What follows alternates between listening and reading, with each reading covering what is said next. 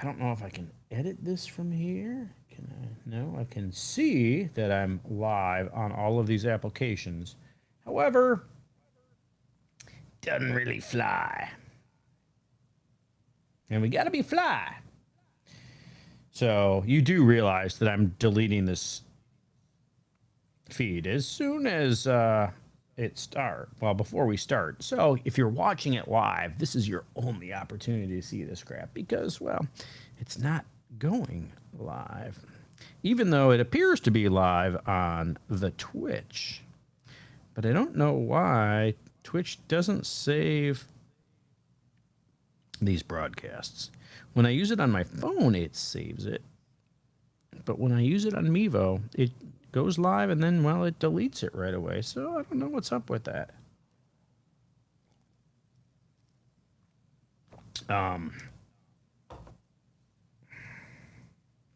Yeah, that is troublesome. That is at least a little bit troublesome.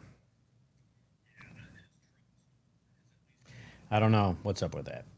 I also don't know what's up with the whole YouTube thing because when I look at the YouTube app, it says that the event will begin in 7 minutes. But we're trying to begin right now, not in 7 minutes. And yet I can't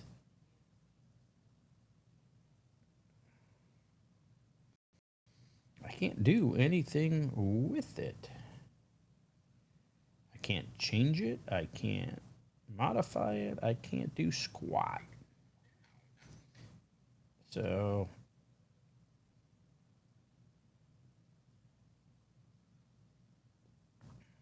I don't know.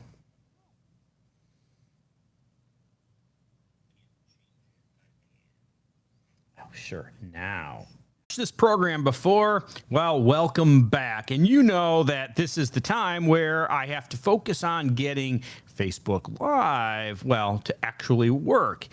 If you're new to the American Soundbite, welcome to you. Well, welcome back. And you know that this is the time where I have to focus on getting... Well, I have to do other things as well, like turn the volume down on my phone as I'm checking all of these streams to make sure they're working. That one specifically, by the way, it was called YouTube Live. I don't know if you've ever heard of YouTube. It's a pretty remarkable service that's provided. It's, well, you know, the most popular video streaming. There's something like 1 million hours of video content uploaded to YouTube every minute. Think about that for a minute.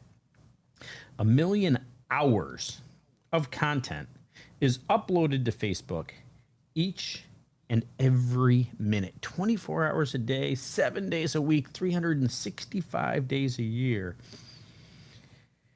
Yeah, it's a little mind-blowing to think of the fact that many people are uploading stuff to YouTube.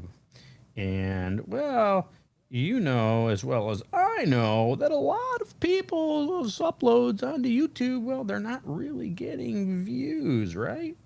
So it's remarkable when people have, you know, 10,000, even 100,000 or more subscribers to their channel. And when you see within minutes of them uploading that they have, you know, 10, 15, 20, 50,000 views.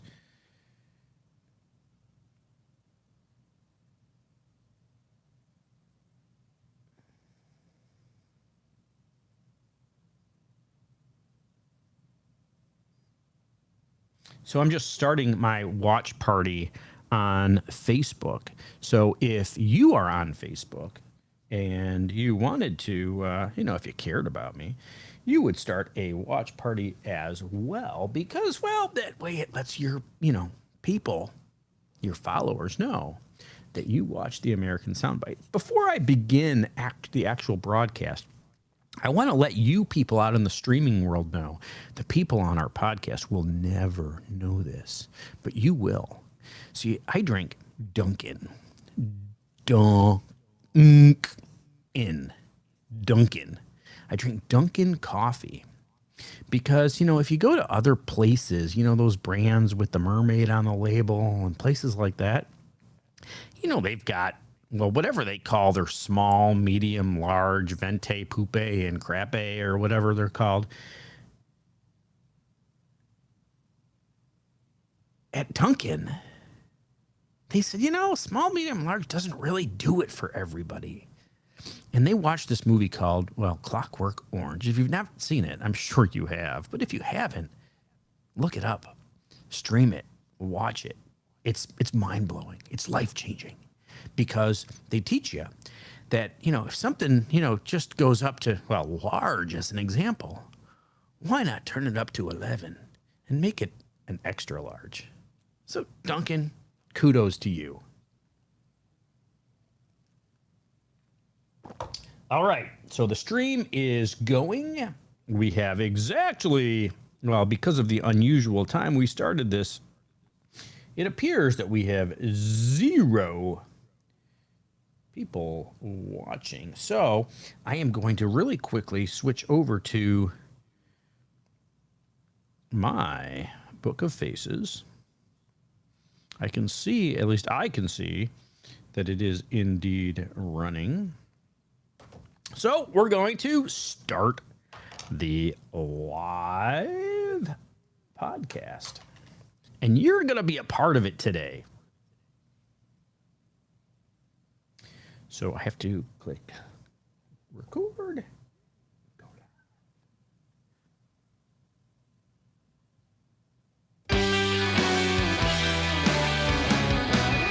You are listening to The American Soundbite, a podcast that features common sense thoughts of an everyday American. This is the start of the most valuable 10 minutes of your day. So congratulations on joining us. I am certainly, glad that you're here. Hey, before we start the broadcast today, I want to ask you to let your friends, your family members, even your coworkers that follow you on social media, let them know that you start your day by listening to the American Soundbite. They will find out that it is a resource that helps them be more educated, more knowledgeable, more talkative around the water cooler at work and, everywhere else. So find that share button, click share, let them all know that you start your day by listening to the American Soundbite. You will be the one who benefits the most. Politicians in America today are killing America today. The political class, the political elite, professional politicians, whatever you want to call them, people who decide that politics is going to be their career, the front line. I'm not talking about their handlers. I'm not talking about their consultants. I'm not talking about the people behind the scenes that are pushing all the buttons. But the politicians themselves, the people who go into politics, most of them go into politics relatively broke. If they do have any savings, if they do have any cash, they spend all of that on their initial campaign. But within a few years, all of a sudden, they're millionaires. Those are the people that I'm talking about. Those people are killing America today. Those people are destroying the country that we live in, the country that we love today. And the reason that they're doing it, not the reason that they're doing it, but the reason that has become apparent to us in society today is quite simply because of, Donald Trump. Here we have a man, whether you like him or you hate him is not the point here. We have a man who has never been in politics, a man who's been in business. He's been successful in business. He's been a failure in business. He has done good things. He's done bad things. But here you have a man who has lived in society in America his entire life and has decided essentially in his retirement to go into politics. And he ran for president and obviously he won. Both sides of the aisle the Democrats and the Republicans hated the idea that Donald Trump was going to be president. Why? Quite simply because he wasn't one of them. He isn't a political elite. He's an average American. And by him being in office and getting things done without regard to party, without saying, oh, well, this is going to help the Republican Party get more power and gain more strength, and this is going to pull more power into Washington, D.C., he's done the opposite. He said, how do we give constitutional rights back to Americans? How do we give control over, well, a lot of this mess that we've created in Washington, D.C., that he likes to call the swamp, back to control of the states, where our Constitution says it belongs? And that scares the political elite. That scares the professional politicians. Because if we, the American people, figure out that it's the average day American, it's the rank and file worker who was supposed to be the people that are going into office in Washington, D.C. for a really short term, like for a single term, if we figure that out, then their gravy train is gone. If we figure out that it's better for us, for you and me, to elect Joe Schmo who lives in the community, next to us or down the road from us, than it is for us to elect I'm polished Mr. Politician, and I've been doing this for 48 years, and the country is broke, but it's not my fault because I've only been here for 48 years. If we figure out that it's those political elite that are destroying the country, those political elite that don't care about your rights or my rights or our benefits or our advantage or our opportunity in this country, then their gravy train goes away. If we stop electing the political elite into their offices, their power, their control, the millions of dollars that they make, not directly from government, but from the corrupt influence that they've sold to organizations, to lobbyists, to corporations, to foreign countries, to individuals, that all goes away. And if you think about it, actually, if you read the Constitution, if you read any history about the people who wrote our Constitution, you would know that they had great disdain for, well, the very thought of the government that they were creating, the very thought of government in general, because they looked at governments across the board. Throughout history, governments have always gotten corrupt. And when government corruption happens, the political elite that are in charge, they amass power, and they get power from the states. They get power from the people. The more power they take away, the more power that they gain in Washington, D.C., the less freedom we have. They wrote the Constitution giving the majority of power to the people. They said that freedom was the number one important thing in the execution of our governmental roles. And secondarily, they gave power to the states. So the people, then the states, and the tertiary responsibility or the tertiary power was given to the federal government. Today, that's been inverted. Unconstitutionally, it's been inverted. The federal government has stolen power from the states, and they've stolen power from, well, us, we, the people. And they will continue to do that. They will continue to erode our freedom, erode our liberties, erode our states' rights and our states' powers so that they can gain more influence, they can gain more power, and they can manipulate more lobbyists, corporations, and even individuals into padding their own personal accounts. Look at the political elite that are in D.C. today. They're millionaires. Some of them have hundreds of millions of dollars that they've gained not directly from the government, but they've said, hey, company X, if you give me $1 million, wink, wink, nudge, nudge, I'll make sure that you get this $1 billion government contract. And that happens every single day. It's legal, but it's immoral. They're taking our tax dollars and giving them away to pad their own pockets. It's unethical. It's immoral. It shouldn't be done. And how do we stop it? We stop it by letting the political elite to keep their offices. We stop enabling them and their corruption by putting Joe down the street, factory worker, or Charles attorney who's, working downtown, or, Billy Bob Farmer.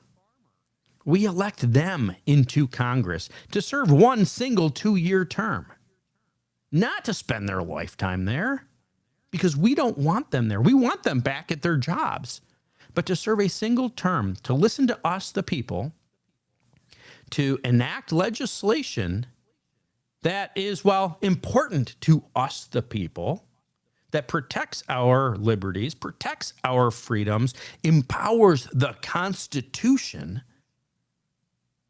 and devalues and depowers, the corruption in Washington, D.C. You and I have the power to do that. You and I have the ability to do that. In fact, without us getting together and doing that, it's never going to happen. The Republicans and the Democrats understand this. They want you and me to be aligned with a party. They want you to be blue or red. They actually don't care whether you're blue or red. They just want you to pick one of those two. Because as long as you pick one of those two, they have control over the people that are in the House of Representatives, the people who are in the Senate, and it is always going to be status quo. If instead we look at them and we say, you know what? If you've already had your turn in Congress, your 2 years are up. By the way, this year, 100% of Congress is getting elected. They're all up for election, every single seat. If we vote them all out of office, regardless of party, regardless of what they've accomplished or what they haven't, and we replace them with everyday Americans. I don't know any everyday Americans who are running, but I'm sure that they're out there. If we replace them all with new blood, and then we don't let them serve more than one term. So in 2 years, when they're all up for election again, we kick them out and replace them with the guy down the street. We end up winning. Yeah, it creates some confusion. Yes, it creates some chaos. Yes, we are going to lose out on those eloquent, well-dressed, well-manicured, professional politicians that get on TV every day and lecture to you and me about how we should be living. But we gain the rights and the freedoms that were given to us in the Constitution to, live our own lives, to make up our own minds, to do things the way that we see fit. We don't need government telling us what to do or who to love or how to marry or any of that. We need government really to get off our backs. We need government to stop taking our tax dollars out of our cities and our states to Washington, D.C., only to turn around, put caveats, requirements on it, and then tell our cities and our states, you can have this money back as long as you do what we tell you to. If money's coming back to the states, if money's coming back to an individual city or a community, it should have never left in the first place. It doesn't belong in Washington, D.C. The IRS shouldn't get it. Our states should get it. Our cities should get it directly from us. We don't need D.C. deciding that you can have your own money as long as you do something for us, because that's unconstitutional. It's unethical and it's illegal. And we can stop it by stop allowing the professional politicians, to destroy our country. But it's up to you and me, because without us taking those actions, without us doing those things, it's never going to change. Again, it doesn't matter if they're Republican or Democrat. It doesn't matter if we identify as Republican or Democrat. As long as we say we're on the left or we're on the right, they win because they're controlling us. Understand that the best people for America are the people down the street, the people in our community, the people in our metropolitan areas or our rural areas, the people that are running to represent us, that aren't, well, they could be affiliated with a party, but they're not focused on getting to DC and turning it into a career, turning that election into $1 million opportunity for them. We want people that are just like you and me in DC, making laws, controlling our government, and deciding how much power they get or don't get, and how much freedom belongs, well, in our own homes. So let's make a change. Let's get out there and vote. And let's make sure that we don't vote for people, well, who are already there. Don't look for the name you recognize. Look for the person who's never been in politics. Those are the people who are going to do things for you and me.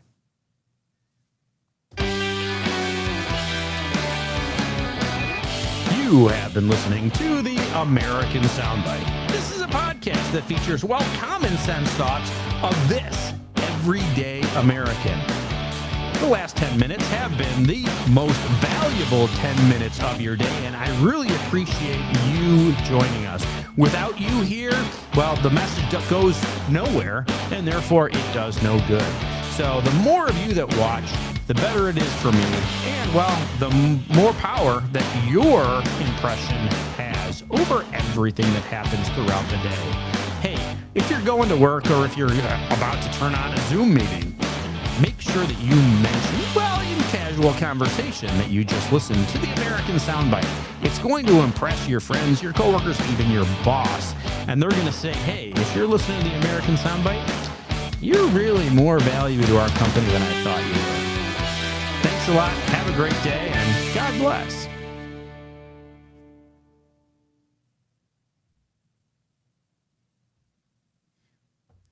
And that is a wrap of our podcast, which actually also broadcasted live on the Spreaker app.